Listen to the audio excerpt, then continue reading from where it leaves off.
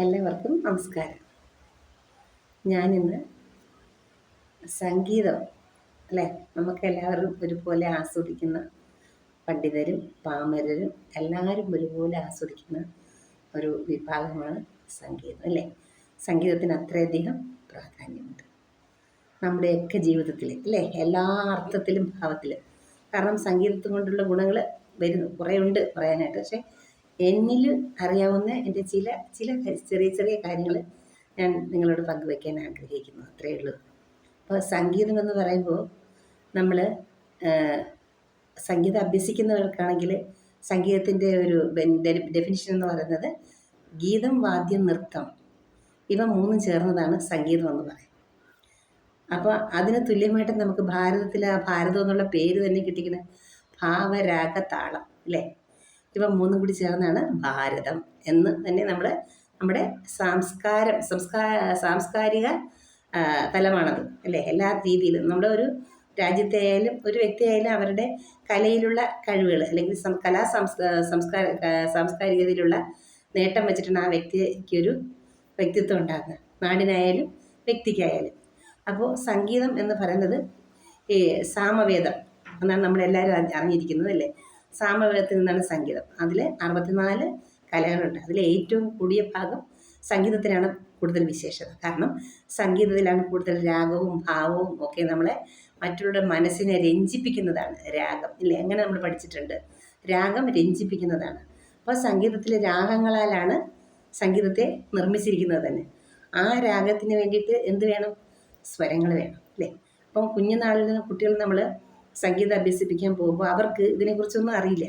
പക്ഷേ സംഗീതത്തിൽ നമ്മുടെ കുട്ടികളിൽ ഈ കൊടുക്കുന്ന അഭ്യസനങ്ങളൊക്കെ അവരുടെ ജീവിത വിജയത്തിന് അല്ലെങ്കിൽ അവരുടെ ജീവിതത്തിലെ മൂല്യങ്ങൾ അല്ലെങ്കിൽ അവരുടെ ജീവിതത്തിൽ എന്തൊക്കെ കഴിവുകളുണ്ടോ അവരുടെ ഉള്ളിലെ പ്രത്യേകതകളൊക്കെ പുറത്തു കൊണ്ടുവരുന്ന സംഭവമാണ് കലയിൽ. ഏത് കുട്ടികളെ കലയിലേക്ക് വിടുമ്പോഴാണ് അവരുടെ മനസ്സ് തുറക്കുകയും മനസ്സിന് സന്തോഷം ഉണ്ടായും ഈ മനസ്സിനെ രഞ്ജിപ്പിക്കാതെ ഈ മനസ്സിനെ കല ചെയ്യുന്നവരും അത് അനുഭവിക്കുന്നവർക്കും തുല്യമായിട്ട് കിട്ടുന്ന ഒരു ആനന്ദമാണ് കല എന്ന് പറയുന്നത്. സംഗീതം, പ്രത്യേകിച്ച് സംഗീതം. നൃത്തവും അങ്ങനെയാണ്, മറ്റ് വാദ്യങ്ങൾ അങ്ങനെയാണ്. എല്ലാത്തിനെയും അതിനെ കൂടുതൽ മനസ്സിലാക്കാനുള്ള തലങ്ങൾ വരുമ്പോൾ മാത്രമാണ് നമുക്ക് അതിന് ആസ്വാദ്യത കൂടുന്നത്. പക്ഷേ നമ്മൾ സഹജമായ തൊണ്ടയിൽ നിന്നും വരുന്ന നാദം കേൾക്കുമ്പോൾ അത് പെട്ടെന്ന് മറ്റുള്ളവരെ ആകർഷിക്കും.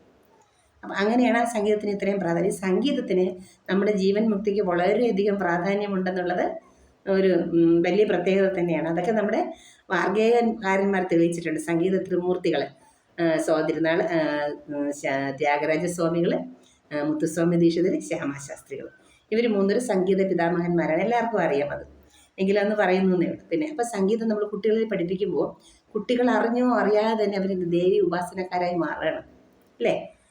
ശ്രുതി അമ്മ, ലയം അച്ഛൻ. അപ്പോൾ ശ്രുതി എന്ന് പറയുമ്പോൾ അമ്മ. അപ്പോൾ ഒരാൾക്ക് ശ്രുതി ഉണ്ടാവണമെങ്കിൽ ആ അമ്മയുടെ അനുഗ്രഹം ഉണ്ടാവണം, ലയം ഉണ്ടാവണമെങ്കിൽ ആ ദേവൻ്റെ അനുഗ്രഹം ഉണ്ടാവണം. നമ്മുടെ മോക്ഷകാര്യത്തിൽ പറയുമ്പോൾ രണ്ടും ഒന്നാണ്. ശിവപാർവതി ലയം ഇല്ലേ, ലക്ഷ്മി നാരായണ ലയം, രാധാകൃഷ്ണ ലയം, ഇതൊക്കെ ഒന്നിനെയാണ് സൂചിപ്പിക്കുന്നത്. അപ്പോൾ അതിൽ ഈ പറയുന്നത് പോലെ ആ അനുഗ്രഹമാണ് ഈ പൂർവ്വമഠം പറയുന്നത്. സംഗീതം കിട്ടുക, സംഗീത ജ്ഞാനം കിട്ടുക, അല്ലെങ്കിൽ സംഗീതം പാടാൻ കഴിയുക, അതൊക്കെ പൂർവ്വജന്മങ്ങളുടെ സുഹൃതം ഒന്നുകൊണ്ട് മാത്രമാണ് നമ്മൾ സംഗീതത്തിന് ഒരു ശ്രുതി ചേർത്ത് പാടാൻ കഴിയുന്നത്. എല്ലാവരും പാടുന്നുണ്ട്, ശ്രുതി ചേർത്ത് ലയം വന്ന് ശ്രുതിയും ലയവും ഒരുമിച്ച് കൊണ്ടുപോയി നമുക്ക് അതിനെ അവതരിപ്പിക്കാൻ കഴിയുന്നത് നമ്മുടെ സുഹൃത്താണ്. അപ്പോൾ എനിക്കൊരു അഭ്യർത്ഥനയുണ്ട്. എനിക്കിപ്പോൾ 60 വയസ്സൊക്കെ ആവാൻ പോവുകയാണ്. പക്ഷേ ഞാൻ സംഗീതം പഠിച്ച് നിൽക്കുന്ന സമയം എനിക്കൊരു 23-22 വയസ്സൊക്കെയുള്ള സമയത്താണ്. അപ്പോൾ അതിനുശേഷം എനിക്കൊരു വിവാഹ ജീവിതമൊക്കെ വന്ന കാരണം ആ കലയോട് കൂടുതൽ എനിക്ക് ആത്മാർത്ഥതയോടെ ചെയ്യണമെങ്കിലും ഞാൻ പഠിച്ച പാഠങ്ങളൊക്കെ എൻ്റെ അടുത്തുള്ള കുട്ടികൾക്കും മറ്റുള്ളവർക്കും സ്കൂൾ അധ്യാപികയായിരുന്നു. അങ്ങനെയൊക്കെ ഞാൻ എൻ്റെ ആഗ്രഹങ്ങളൊക്കെ കുറേയൊക്കെ തീർത്തിട്ടുണ്ട്. ആഗ്രഹം തീർന്നിട്ടൊന്നുമില്ല. ഞാൻ കലയാത്രയ്ക്ക് ഉപാസിക്കാൻ എനിക്ക് അവസരം കിട്ടിയിട്ടില്ല.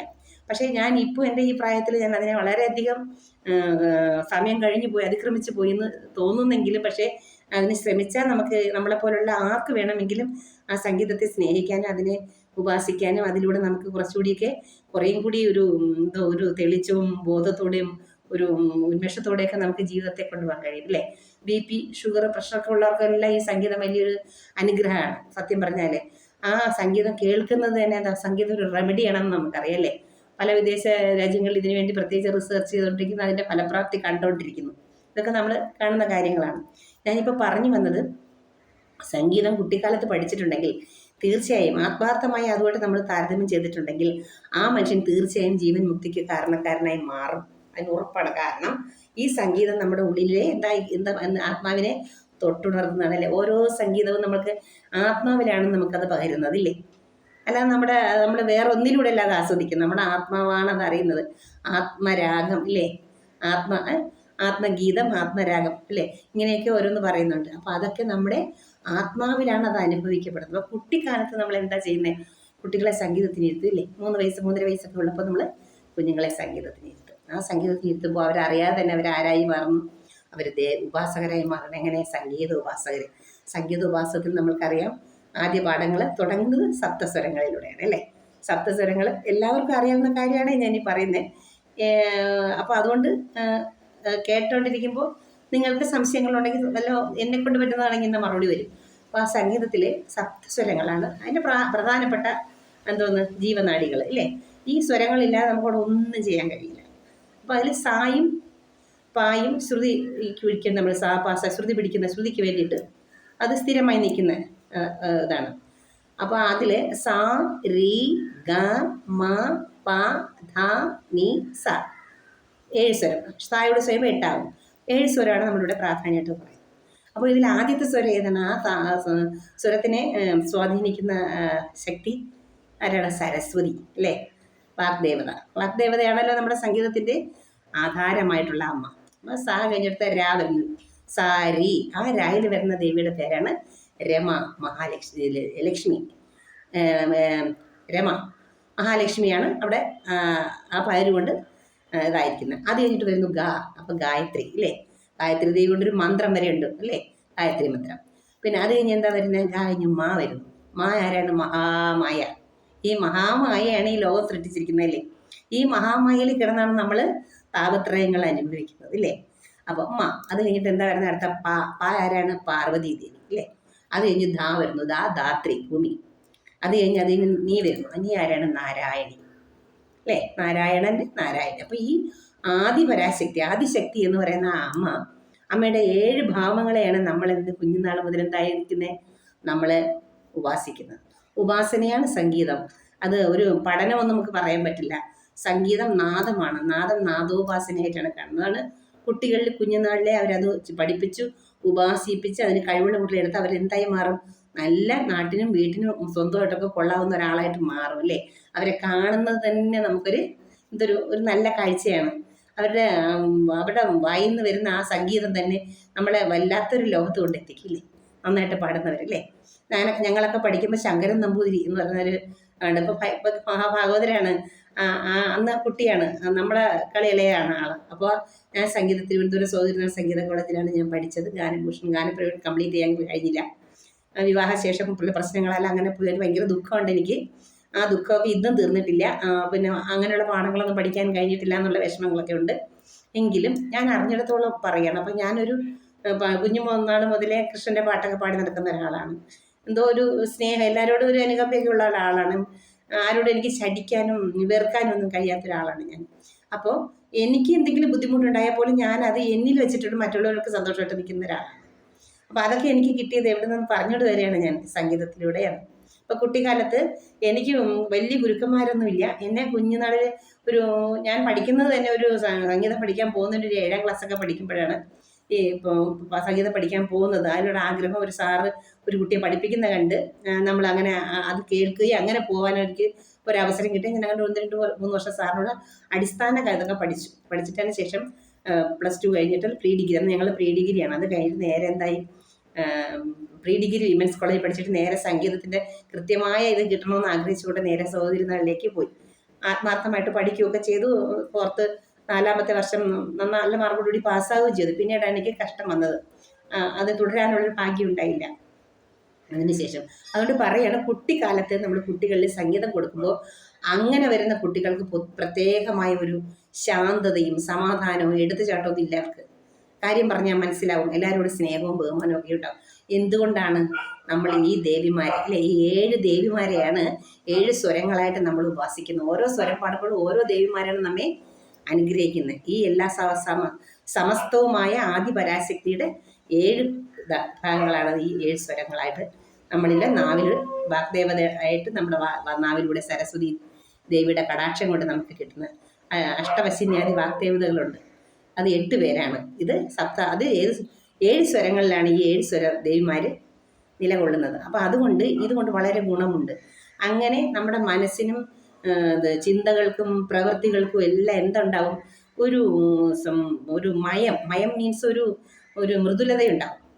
സാധാരണ അങ്ങനെയാണ്. ഇത്ര വാശിയും വൈരാഗ്യമൊക്കെയുള്ള കുട്ടികൾ അവർ വാശി കാണിക്കുന്ന എന്തിലായിരിക്കും? പാട്ടിൽ നന്നായിട്ട് കയറി പോകാൻ വേണ്ടി മത്സരിക്കും. അത് നല്ല ഗുണം. നല്ല കാര്യങ്ങളിൽ പ്രേമം ഉണ്ടാകണം, നല്ല വാക്കുതുവാൻ ത്രാണി ഉണ്ടാകണം, കൃത്യങ്ങൾ ചെയ്യുവാൻ ശ്രദ്ധയുണ്ട്. അപ്പം നമ്മളിവിടെ പറഞ്ഞു വരുന്നത്, ഞാൻ ഇപ്പോൾ പറഞ്ഞുകൊണ്ട് വരുന്നത്, നമുക്കൊരു നല്ല ഉപാസന, നല്ലൊരു ജ്ഞാനം നമുക്ക് ഉണ്ടാവണമെങ്കിൽ നമുക്ക് 4 കാര്യങ്ങൾ വേണം. അതെല്ലാവരും പ്രമുഖന്മാരായ മഹാത്മാക്കളെല്ലാം എല്ലാ പ്രസംഗങ്ങളിലും പറയുന്നത് ഞാനിങ്ങനെ കേട്ടിട്ടുണ്ട്. 4 കാര്യങ്ങളാണ് നമുക്കത് വേണ്ടത്. ഒരിക്കലും ശ്രീകുമാരൻ തമ്പി സാറിൻ്റെ പ്രസംഗം കേട്ടപ്പോൾ ഞാൻ മനസ്സിലാക്കിയ കാരണം, പക്ഷേ നമുക്ക് അത്രയ്ക്കൊന്നും അന്നൊരു ജ്ഞാനമൊന്നും അന്നൊരു ഇതിനെക്കുറിച്ചൊരു അത്ര ഗ്രാഹ്യങ്ങളൊന്നും ഇല്ല. ഇപ്പോഴും വലിയ ഗ്രാഹ്യങ്ങളൊന്നും ഇല്ല. എങ്കിലും ഇങ്ങനെ പറയാനൊരു മനസ്സ്, അതായത് നമ്മുടെ ശ്രീകുമാരൻ തമ്പി സാർ പറയുന്നു, നമ്മളൊരു നല്ല ഒരു ഉത്തമമായ ഒരു കലാകാരിയോ ആവണമെങ്കിൽ അതിന് പിന്നിൽ 4 കാര്യങ്ങൾ നമുക്ക് ചെയ്യേണ്ടതുണ്ട്. ശ്രദ്ധ ഇല്ലേ, അത് കഴിഞ്ഞിട്ട് പറയുന്ന യജ്ഞം, അത് കഴിഞ്ഞ് പറയുന്ന ഉപാസന, അത് കഴിയുമ്പോൾ പഠിക്കുന്നതിൻ്റെ അധികാരിയായി നമ്മൾ മാറും. അതിന് ഫുൾ നമുക്ക് കൺട്രോൾ ചെയ്യാനുള്ള ഒരവസരം നമുക്ക് ഇത്രയും ഘട്ടങ്ങളിലൂടെ കടന്നു പോകുമ്പോൾ മാത്രമേ നമുക്കത് കിട്ടുകയുള്ളൂ. അപ്പോൾ ഈ കുട്ടികളിലെ ഈ കുഞ്ഞുനാളിൽ ഇങ്ങനെ കൊടുത്തു വരുമ്പോൾ ഇവർക്ക് ഏതെങ്കിലും വിധത്തിൽ പിന്നീട് കട്ട് ചെയ്യേണ്ടി വന്നാലും തിരിച്ചതിൽ വരേണ്ടി വരും. അതിന് കാരണം ഈ ആദ്യം ഉപാസിച്ച ദേവിമാരുടെ കടാക്ഷോ അനുഗ്രഹമാണ്. അങ്ങനെ പലരും പകുതി സ്റ്റേജിൽ വെച്ച് പോയിട്ട് പിന്നെ തിരിച്ചവരതിൽ വരുന്നവരുണ്ട്. അതിനെ മനസ്സിലാക്കാൻ അവസരം കിട്ടി അവർ വീണ്ടും അതാണ് ഞാൻ പറയുന്നത്. വേറൊന്നുമില്ല, ആരൊക്കെയാണോ ഈ കലികാലത്ത് ശ്രുതി ചേർത്ത് താളത്തോടെ 2 വരിയെങ്കിലും പാടാൻ കഴിയുമെങ്കിൽ അവരാരും സംഗീതത്തെ ഉപേക്ഷിക്കരുത്. അത് വെച്ചിട്ട് നാമസങ്കീർത്തനങ്ങൾ, എന്താണ് നമ്മുടെ നാമസങ്കീർത്തനങ്ങളാണല്ലോ മുക്തിക്ക് പ്രധാനമെന്ന് നമ്മുടെ ഹരിനാമകീർത്തനത്തിലൂടെ ഞാൻ പറയാം. ആചാര്യൻ പറയുന്നതിനെക്കുറിച്ച് ഞാൻ നിങ്ങളോട് പറയാറുണ്ടില്ലേ. ഈ മനുഷ്യർക്ക് ആദ്യം എഴുതുന്ന മുക്തിയാണെന്ന് മനസ്സിലാക്കാൻ തന്നെ ഈ നാമസങ്കീർത്തനങ്ങളും സംഗീതവും സംഗീത ആരാധനയും സംഗീതം കേൾവിയും ശ്രവണവും ഒക്കെ അതിന് വളരെയധികം ഉപകരിക്കും. ഇതുകൊണ്ട് ഗുണം എന്താണ്? സ്ഥിരമായി സംഗീതം കേൾക്കുന്നവൻ്റെ മനസ്സെപ്പോഴും സന്തോഷമായിരിക്കും. അവരുടെ മനസ്സിൽ നന്മയേ ഉണ്ടാവുള്ളൂ. നന്മ വിതയ്ക്കാനായിട്ട് ഈ സംഗീതം ഉപകരിക്കും. അത് അത്രയും ലാളിത്യമാണ് അതിലെ രാഗങ്ങളും ഭാവങ്ങളും ഒക്കെ ഇല്ലേ. അപ്പോൾ നമ്മൾ സംഗീതത്തിൽ നിൽക്കുമ്പോൾ ഒരു നിഷ്ഠയുണ്ടാവും, ശ്രദ്ധ. ആ ശ്രദ്ധയുടെ പ്രാധാന്യം ഇപ്പം ഞാൻ പറഞ്ഞില്ലേ, 4 കാര്യങ്ങൾ. ആ ശ്രദ്ധ എന്ന് പറയുന്നത് ഏതൊരു കാര്യത്തിലും നമുക്ക് ശ്രദ്ധ ഉണ്ടാവണം. എങ്കിൽ അതിന് സ്നേഹം വേണം. അതിനോട് ഒരു കുട്ടിയെ നമ്മൾ നോക്കണം, അതിൻ്റെ അത്രയ്ക്ക് സ്നേഹം ഉള്ളതുകൊണ്ടാണ് നമ്മൾ ആ കുഞ്ഞിനെ പൊന്നുപോലെ നോക്കുന്നത്. അതിന് അപകടം ഉണ്ടാവില്ല. അപ്പം നമ്മളും ചെയ്യുന്ന കാര്യങ്ങളിൽ നമുക്ക് ശ്രദ്ധയും സ്നേഹവും ഇല്ലെങ്കിൽ നമ്മളത് ശരിയായിട്ട് എത്തത്തില്ല അതിൻ്റെ അടുത്തോട്ട്. അപ്പം അതിനെ സ്നേഹിക്കുമ്പോഴാണ് നമ്മെ അത് ഇങ്ങോട്ട് സ്നേഹിക്കുന്നത്. ഏതൊന്നും ഈ പ്രകൃതിയിൽ സ്നേഹമാണ് അഖിലം സാര ഒഴിയിൽ എന്ന് പറഞ്ഞു. ഇവിടെ എന്തിനെ നമ്മൾ സ്നേഹിക്കുന്നു? പാമ്പിനെ ആണെങ്കിൽ പോലും നമ്മൾ ശരിയായ രീതിയിലാണ് അതിനെ സ്നേഹിക്കുന്നത്, അത് നമ്മളെ അതുപോലെ സ്നേഹിക്കും. കണ്ടിട്ടില്ലേ പാമ്പ് വളർത്തുകാരുന്നത്? എന്തുകൊണ്ടാണ്? അവരുടെ സ്നേഹപ്രവൃത്തി കൊണ്ടാണ്, അവർ ഉപദ്രവിച്ചിട്ടില്ല. അപ്പം സംഗീതം എന്ന് പറയണത് സ്നേഹം തന്നെയാണ്. സ്നേഹത്തിൻ്റെ ഒരു വിശാലതയാണ് ആ സംഗീതത്തിൽ നമുക്ക് എല്ലാവർക്കും അനുഭവപ്പെടുന്നത്. ഞാൻ എന്തെങ്കിലും പറയുമ്പോൾ ഫുൾ സ്റ്റോപ്പ് ഇല്ലാതെ പറഞ്ഞു, എന്നോട് എല്ലാവരും ക്ഷമിക്കണം കേട്ടോ. അപ്പോൾ ഇങ്ങനെ ഓരോ കാര്യങ്ങൾ മനസ്സിലായി. അപ്പം ഞാനിത് പറയാൻ വന്നത്, മോക്ഷം കിട്ടാൻ നമ്മൾ പറയല്ലേ ഈ സന്യാസവും ആസനങ്ങളും ഒക്കെ ചെയ്താലേ മോക്ഷം കിട്ടുമെന്ന് പറയുന്നുണ്ട്. അതോടൊപ്പം നമുക്ക് ഷോർട്ട് കട്ട് വഴി കിട്ടുന്ന ഭാഗ്യങ്ങളാണ് ഈ സംഗീതം. നാമസങ്കീർത്തനങ്ങൾ പാടുന്നവരും ശരിയായ രീതിയിൽ മറ്റുള്ളവരെ കാര്യം ശ്രദ്ധിക്കാതെ കർമ്മം ഭംഗിയായി ചെയ്ത് അത് വെടിപ്പായ രീതി കൊണ്ടുപോകുന്ന ഒരു വ്യക്തിക്ക് ഈ സംഗീതം പോലെ തന്നെയാണ് നാമസങ്കീർത്തനം കൊണ്ടും നമുക്ക് മോക്ഷം ഉണ്ടാവും. അത് ഭഗവത്ഗീതയിൽ ഭഗവാൻ പറയുന്നുണ്ട്, നാമസങ്കീർത്തനത്തിലൂടെ നമ്മുടെ ജീവിതം കൊണ്ടുപോവുകയും അതോടൊപ്പം നമ്മുടെ കർമ്മങ്ങളെല്ലാം ശുദ്ധിയായി ചെയ്യുകയും ഇങ്ങനെയൊക്കെ ചെയ്തു പോകുന്ന നമുക്ക് എന്താണ്, നമുക്ക് മുമ്പോട്ട് പോകും തോറും നമുക്ക് അതിൻ്റെതായ നമ്മുടെ ബോധം തെളിയും. നമുക്ക് ഈ ബോധം ഇല്ലാതെയാണ് എല്ലാവരും എല്ലാം ചെയ്യുന്നത്. ഈ ബോധം തെളിയുന്നതിന് എന്താണ്? മനസ്സിന് ഏകാഗ്രത അല്ലേ. മനസ്സിന് ഏകാഗ്രത കിട്ടണമെങ്കിൽ കുറച്ച് നേരം പിടിച്ചു നിർത്തുന്ന സംഭവങ്ങളെ നമുക്ക് ഏകാഗ്രത കിട്ടത്തുള്ളൂ അല്ലേ. അപ്പോൾ ഒരു സംഗീതം തന്നെയാണ്, നമ്മൾ ഒരു പാട്ട് കേൾക്കുമ്പോൾ ഏറ്റവും കുറഞ്ഞത് 5 മിനിറ്റ് നമുക്ക് അവിടെ നിന്ന് നമുക്ക് എന്ത് കിട്ടുന്നു? ഒരു ധ്യാനാവസ്ഥ കിട്ടുന്നു. പാടുന്നവർക്കും കേൾക്കുന്നവർക്കും ഒരുപോലെ. അതാണ് സംഗീതത്തിന് ഇത്രയും പ്രാധാന്യം. നമ്മൾ അസുഖമായിട്ട് കിടക്കുന്നെങ്കിൽ കുറച്ച് നേരം നമ്മൾ പാട്ട് കേൾക്കുകയാണെങ്കിൽ നമുക്കൊന്ന് ഫ്രഷ് ആവാൻ പറ്റില്ല, മനസ്സ് സന്തോഷം ഉണ്ടാവും. ഞാൻ എൻ്റെ അനുഭവമാണ് പറയുന്നത് കേട്ടോ. അപ്പോൾ അതുകൊണ്ട് അസുഖമുള്ളവരെയും നമുക്ക് പാടി അങ്ങനെയുള്ള കുറച്ച് മോട്ടിവേഷൻസ് ഒക്കെ കൊടുത്ത് നമുക്ക് അവരെ കരകയറ്റി കൊണ്ടുവരാൻ പറ്റും. അപ്പോൾ അതുകൊണ്ട് ഞാൻ പറഞ്ഞുകൊണ്ട് വരുന്നത്, സംഗീതം പഠിച്ചവർക്ക് എല്ലാവർക്കും ഈ ലോകത്ത് ഈ കലികാലത്ത് മോക്ഷത്തിന് അർഹരാണ്. കാരണം അത് നമ്മൾ കൈകാര്യം ചെയ്യും, ഉപാസിക്കുകയും ചെയ്യണം. ശ്രദ്ധ വേണം, അതിനുവേണ്ടി നമ്മൾ തയ്യാറെടുക്കണം. പിന്നെ ഇത് യജ്ഞമാണ് അല്ലേ. യജ്ഞം എന്ന് പറഞ്ഞാൽ അത്രയും കഠിന തരമാണെന്നാണ് പറയുന്നത്. അതിന് ഒരുപാട് തടസ്സങ്ങളും കാര്യങ്ങളും ഒക്കെ നമുക്ക് വരും. മാക്സിമം പോട്ടെ, പോകുന്നത് വരെ പോട്ടെ, അതിൽ നിന്ന് നമുക്ക് അടുത്ത കടക്കാനുള്ള വഴി ദൈവം നമുക്ക് തരും. ഭയങ്കരമായ ഒരു സംഗീതജ്ഞനാവണം എന്നുപരി നമ്മളിരിക്കുന്ന സംഗീതത്തെ ശ്രുതി ചേർത്ത് നമുക്ക് തന്നെ പാടി ഈ ഈശ്വരങ്ങളെ താതാത്മ്യപ്പെടാൻ കഴിയും. പിന്നെ സംഗീതത്തിൻ്റെ ഗുണത്തിനെ കുറിച്ച് പറയുമ്പോൾ നമ്മുടെ സംഗീത സന്യാസിമാരുണ്ട് നമുക്ക്. ആരാണ്? ത്യാഗരാജസ്വാമികൾ, മുത്തുസ്വാമി ദീക്ഷ, ശ്യാമശാസ്ത്രി. ഇവർ 3 പേരും നാദത്തെ ഉപാസിച്ച് നാദത്തിൽ തന്നെ മോക്ഷഗതി, ജീവനെ മോക്ഷത്തിലെത്തിച്ചവരാണ് നമ്മുടെ സംഗീതം മീൻസ് സന്യാസം തന്നെയാണ്. കാരണം ഈ സന്യാസം സ്വീകരിക്കുന്ന പോലെ തന്നെയാണ് ഒരാൾ യഥാർത്ഥ രീതിയിലുള്ള ഉപാസനയിലോട്ട് സംഗീതത്തിലോട്ട് അലിയാൻ തീരുമാനിക്കുമ്പോൾ അവിടെ കർമ്മത്തിന് ഒരുപാട് ഇതുണ്ടാവത്തില്ല. ജീവിതകർമ്മം എന്ന് പറയുന്നത് അത് ഓട്ടോമാറ്റിക്കലി ഇങ്ങനെ പൊയ്ക്കൊണ്ടിരിക്കും. പക്ഷേ അവരുടെ യജ്ഞം എന്തുവാ? അത് യജ്ഞം തന്നെയാണ്. നമ്മൾ രാവിലെ തിരിച്ച് പ്രാക്ടീസ് ചെയ്യണം. പിന്നെ അതിന് സാധകം ചെയ്ത് നമ്മുടെ തൊണ്ടയൊക്കെ ആ രൂപത്തിലാക്കിയെടുത്ത് പാടങ്ങൾ ശ്രദ്ധയോടെ കൃത്യതയോടെ പഠിച്ച് പാടാനൊക്കെയുള്ള ഒരു കഴിവുണ്ടാക്കി എടുക്കുക എന്ന് പറഞ്ഞാൽ വളരെ യജ്ഞം തന്നെ. അതങ്ങനെ ആരൊക്കെ എടുത്തിട്ടുണ്ടോ അവരത്രയും യജ്ഞം ചെയ്തിട്ടാണ് നമ്മൾ നന്നായി പാടുന്നു എന്ന് പറയുന്നത്. അല്ലാതെ അവർക്ക് പാടാൻ കഴിയും. നമ്മളെപ്പോലുള്ളവർക്ക് എന്താ, പകുതിയിൽ വെച്ചൊന്ന് കട്ടായി പോയി, പിന്നെ നമുക്ക് ആ പോകുന്ന ഒരു പോക്ക് കിട്ടിയില്ലെങ്കിൽ നമുക്ക് ആഗ്രഹമുണ്ട് നമ്മളെ കൊണ്ട് ചെയ്യാൻ പറ്റുന്നത് പോലെ ചെയ്യാൻ ആഗ്രഹിക്കുന്ന ഒരവസ്ഥയാണ് ഇപ്പോൾ.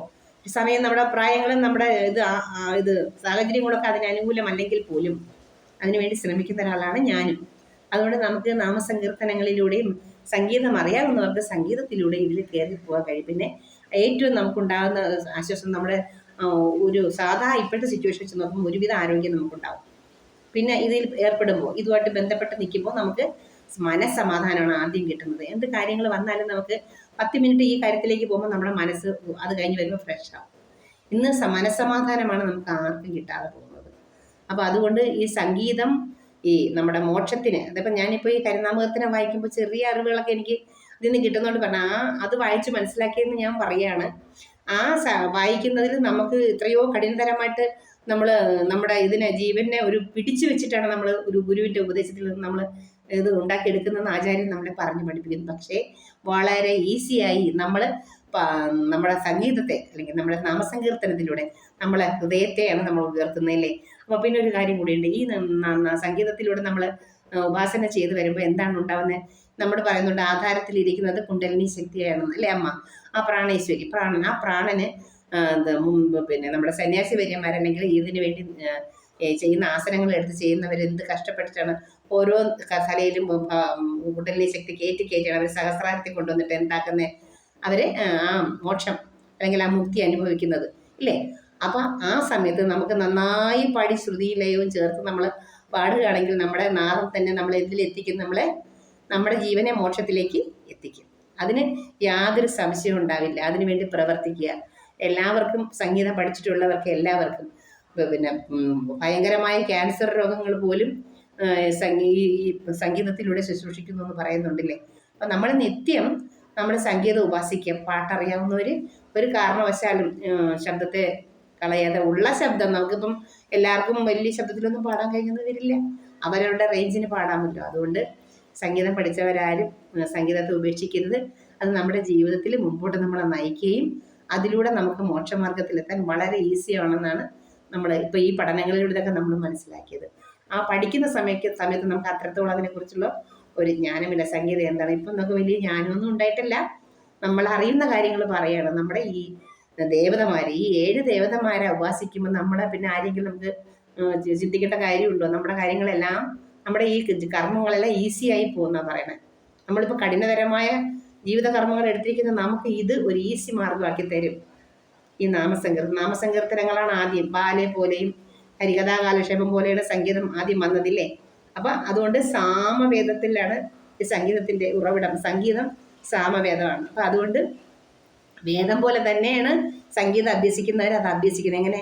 വെളുപ്പാങ്കാലത്ത് എണീച്ച് ശരീരശുദ്ധി വരുത്തി അമ്മയ്ക്ക് നാദത്തെ സമർപ്പിച്ചിട്ട് സാധകം ചെയ്യുന്നു. അങ്ങനെ ചെയ്യുന്നവർക്ക് ആ അമ്മയുടെ പൂർണ്ണ അനുഗ്രഹം കിട്ടും, ഉറപ്പായിട്ടും കിട്ടും. അവർക്ക് അതിൻ്റെതായ ജീവിത വിശുദ്ധിയും എല്ലാ കാര്യങ്ങളിലും അവർക്കൊരു എന്താണ് എങ്ങനെ ചെയ്യണം, ഏത് കാര്യത്തിലൊരു സമാധാനം, എന്തൊക്കെ കടും കഷ്ടങ്ങൾ വന്നാൽ പോലും അതിൽ നിന്ന് അവർ ഉയർത്തെണീറ്റ് വരാനുള്ള ശക്തി സംഗീതത്തിന് ഉണ്ട്. അത് അഭ്യസിച്ചിരിക്കുന്നവർക്കും അതിനെ സ്നേഹിക്കുന്നവർക്കും. അതുകൊണ്ട് സംഗീതം നമ്മുടെ ജീവൻ മോക്ഷത്തിന് ഏറ്റവും വലിയ ഒരു ഉപാധിയാണെന്ന് നമുക്ക് വാർഗേയകാരന്മാരിലൂടെ നമ്മൾ സംഗീതം പഠിക്കുന്നതിൽ ശാസ്ത്രീയമായിട്ട് എല്ലാവർക്കും അറിയാൻ പാടില്ലെങ്കിലും ശ്രുതി ചേർത്ത് പാടുക ഇല്ലേ, അതാണ് ഏറ്റവും എത്ര അറിവുണ്ടെന്ന് പറഞ്ഞാലും ഒരു പാട്ട് ശ്രുതിയോട് ചേർത്ത് പാടുന്ന ആ ഒരു ഒരു പ്രാർത്ഥനയാണത്. അതൊരു ഒരു സുഹൃതമാണ് അത്. ആ ഒരു ഇത് നമ്മെയും നമുക്ക് ചുറ്റുമുള്ളവരെയും കുറേയൊക്കെ മാറ്റാൻ കഴിയും ഇല്ലേ.